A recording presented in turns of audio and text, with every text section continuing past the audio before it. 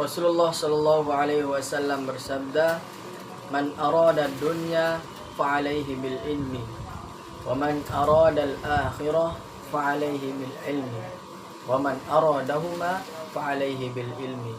Yang artinya, jika kamu menginginkan dunia, maka raihlah dengan ilmu.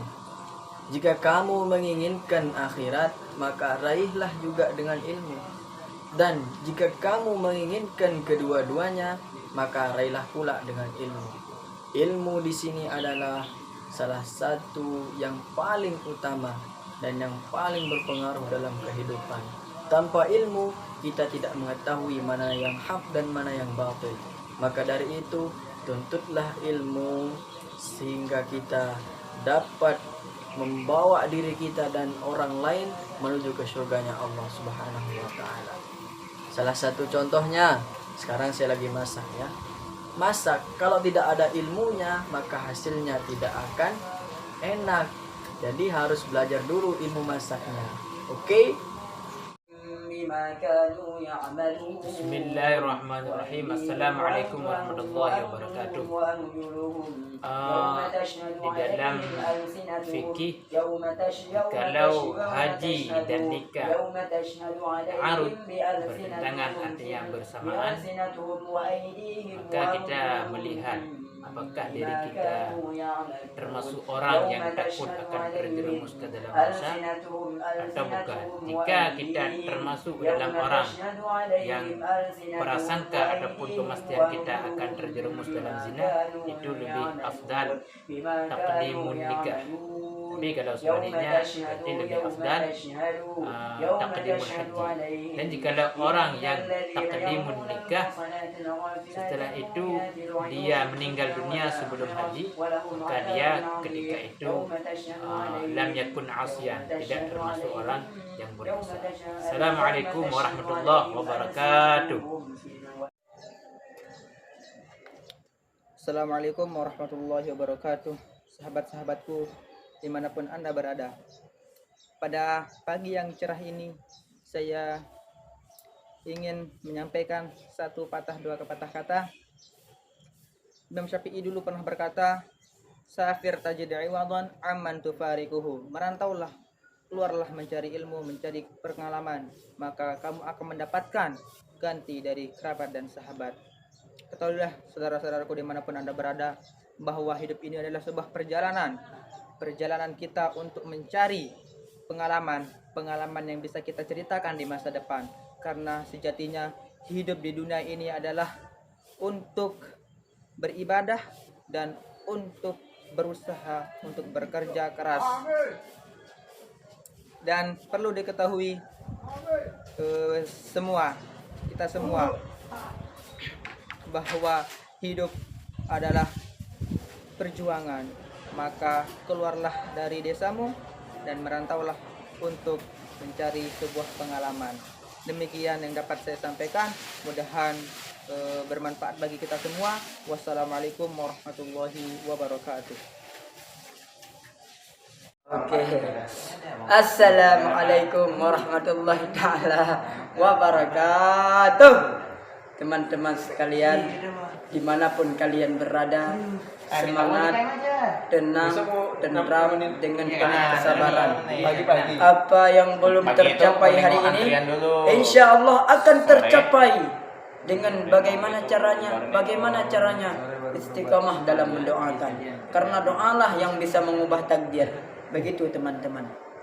Banyak teman-teman kita yang hari ini cita-citanya belum kesampaikan, cita-citanya belum mendapatkan, belum dia capaikan. Tapi ingat, jika kalian belum mendapatkan apa yang kalian cita-citakan teman-teman, jawablah teman-teman, iya sahabat-sahabat.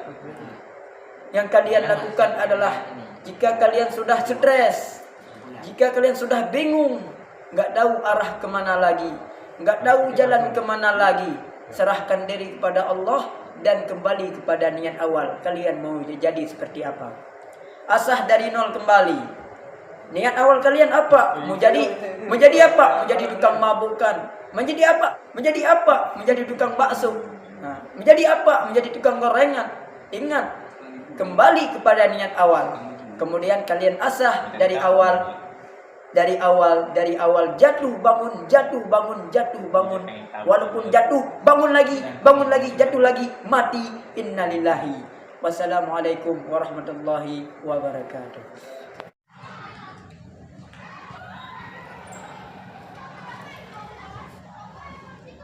Membaca merupakan salah satu kegiatan yang biasa kita lihat. Membaca juga merupakan salah satu kegiatan yang dilakukan oleh siapa saja, baik orang kecil, remaja, dewasa, hingga orang tua sekalipun. Kita melihat zaman sekarang sudah jarang sekali orang yang gemar membaca, atau mungkin menjadikan membaca sebagai hobinya. Apa yang membuat hobi membaca itu sekarang sudah menjadi hobi yang asing? Ini adalah handphone, gadget yang sering kita gunakan. Bahkan diri pribadi pun sendiri sering menggunakan gadget daripada untuk membaca. Kebanyakan orang terlena dengan HP. Terlena dengan apa? Membuat story, dengan live di TikTok, YouTube, maupun di Twitter dan semacamnya. Saudaraku, sekarang kita berada di zaman teknologi yang mungkin kita sangat jarang, bahkan langka banget menemukan orang yang memegang bukunya untuk membaca, baik itu novel, koran, hingga kitab suci. Mungkin orang pada banyak berkata, kan masih ada di handphone. Masih ada deh. Al-Quran itu masih di handphone. Aku bisa baca lewat handphone. Oleh karena itu, saudaraku, dalam keadaan apapun, jangan pernah bosan yang namanya membaca.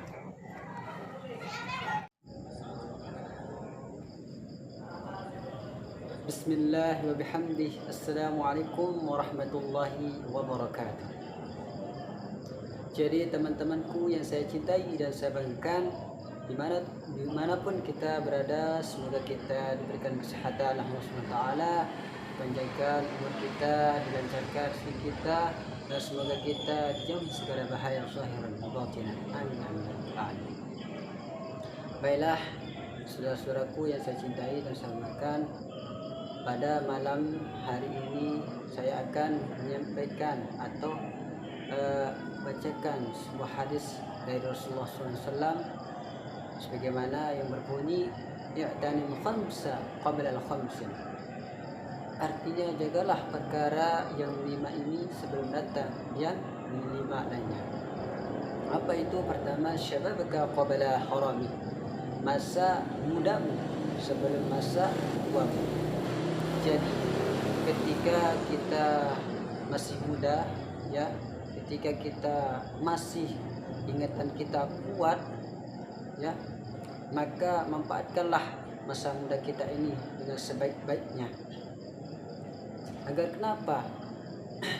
Agar kita nanti di masa tua kita akan menjadi orang-orang yang bermanfaat bagi orang lain. Karena kalau kita tidak memanfaatkan masa muda kita dari sekarang ini, maka nanti di masa tua kita akan menyesal. Oleh karena itu, janganlah sampai kita seperti itu. Manfaatkanlah masa muda kita sekarang ini dengan cara berbanyak-banyak mencari ilmu Allah SWT.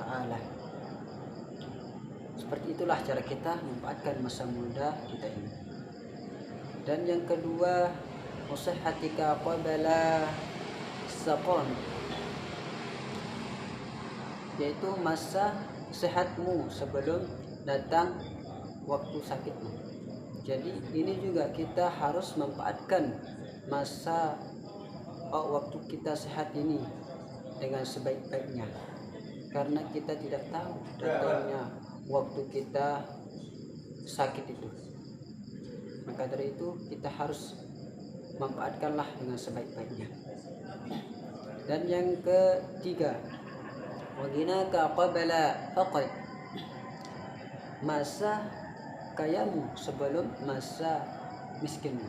Jadi ketika kita mempunyai harta yang banyak atau uang yang banyak, maka kita harus manfaatkanlah dengan sebaik-baiknya harta kita dengan cara berbanyak-banyak berbagi kepada orang-orang yang membutuhkan, ya, dengan cara berbanyak-banyak bersedekah, ya, kepada orang-orang miskin. Jadi seperti itulah kita memanfaatkan harta kita yang banyak. Dan yang keempat, wahayataka qabla mautik, masa hidupmu sebelum datang waktu mati kita. Jadi ketika kita masih bernapas, ya, ketika kita masih hidup di dunia ini, maka manfaatkanlah dengan sebaik-baiknya. Karena kita juga tidak tahu kapan waktu mati kita akan datang, ya. Karena tidak ada yang tahu kecuali Allah Subhanahu wa taala yang tahu kapan waktu kita akan mati. Maka dari itu, dari sekaranglah kita manfaatkan masa hidup kita ini dengan cara berbanyak-banyak beribadah, berbanyak-banyak membaca Al-Quran, ya, berbanyak-banyak menuntut ilmu, ya. Seperti itulah cara kita memanfaatkan masa hidup kita ini agar waktu hidup kita di dunia ini bermanfaat, ya, bermakna kita hidup, ya. Seperti itulah cara kita memanfaatkan masa hidup kita ini. Dan yang terakhir yaitu hayataka qabla mautik, masa luangmu sebelum masa sibukmu. Jadi artinya bahwa ketika kita ada kesempatan untuk kita pergi mengaji atau pergi menuntut ilmu, ya, maka manfaatkanlah, ya, waktu kesempatan kita itu untuk pergi beribadah, ya, beribadah berjamaah di masjid, ya. Kita harus manfaatkanlah, ya, karena kita tidak tahu nanti pas kita mau pergi ke masjid mau beribadah terus sibuk dengan pekerjaan kita, ya. Jadi janganlah kita seperti itu. Ketika kita ada kesempatan untuk kita pergi ngaji, maka pergilah untuk pergi ngaji. Mungkin itu saja yang saya bisa sampaikan pada malam hari ini. Semoga saudara-saudaraku bermanfaat, ya, apa yang saya sampaikan pada malam hari ini. Amin amin ya rabbal alamin. Sekian dari saya, wallahu muwaffiq ila aqwamit thoriq. Wassalamualaikum warahmatullahi wabarakatuh. Assalamualaikum warahmatullahi wabarakatuh. Kawanku sekalian, jika kita terlihat rendah di pandangan manusia, janganlah kita bersedih hati. Jika kita rendah di pandangan manusia, belum tentu kita rendah di pandangan Allah. Manusia lebih baik rendah di pandangan manusia daripada rendah di pandangan Allah. Bisa jadi dia rendah di pandangan manusia, namun tinggi di pandangan Allah Subhanahu wa taala. Karena apa? Inna akramakum indallahi atqakum. Bahwasannya penilaian manusia memang bisa salah, bisa saja keliru. Namun penilaian Allah Subhanahu wa taala tidak mungkin keliru. Bisa jadi orang yang rendah di mata manusia tinggi di hadapan Allah Subhanahu wa taala. Bismillahirrahmanirrahim. Assalamualaikum warahmatullahi wabarakatuh. Nabi Muhammad SAW telah bersabda bahwa ada tiga doa yang mustajab dan dikabulkan oleh Allah Subhanahu wa taala. Apa saja tiga doa itu? Yang pertama adalah doa seorang yang sedang dalam perjalanan jauh atau seorang musafir, dan yang kedua adalah doa seseorang yang sedang teraniaya atau terjolimi, dan yang ketiga adalah doa orang tua kepada anaknya. Maka dari itu, kepada para orang tua di luar sana, berdoalah yang baik-baik kepada anak, dan jangan sampai ketika dalam kondisi emosi atau marah pada seorang anak, jangan sampai keluar kata-kata kotor atau kata-kata buruk kepada anak, karena doa seorang orang tua, karena doa orang tua itu sangat mustajab. Mungkin itu saja yang dapat saya sampaikan. Assalamualaikum warahmatullahi wabarakatuh.